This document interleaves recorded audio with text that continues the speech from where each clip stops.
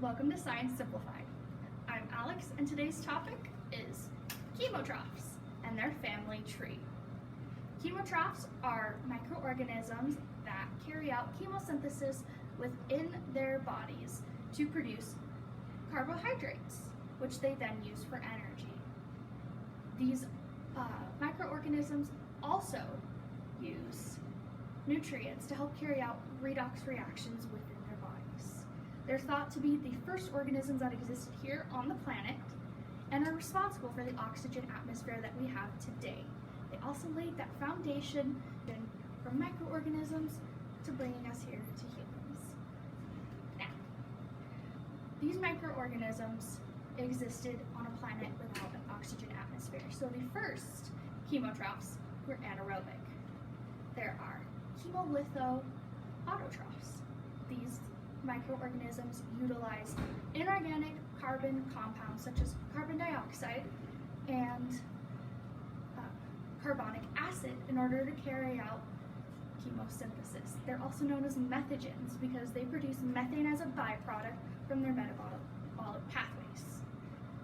They're also chemoorganoheterotrophs, which utilized proteins, lipids, and carbohydrates in order to carry out their chemosynthesis. These are known as fermenters.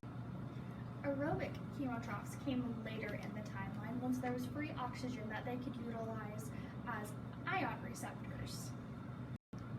To start, we have aerobic chemolithoautotrophs. There are two categories.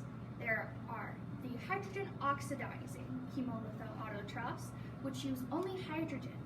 There's also the nitrifying chemolithoautotrophs, which use sources of nitrogen such as nitrite and ammonia. Then we have the chemoorganoheterotrophs, which, like their ancestors, utilize organic compounds such as proteins, fats, and carbohydrates.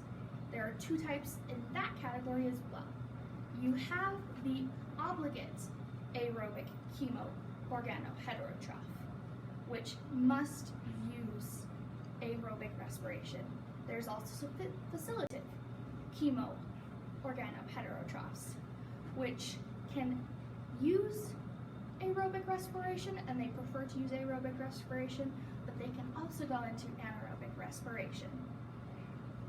This has been the chemotrophic family tree.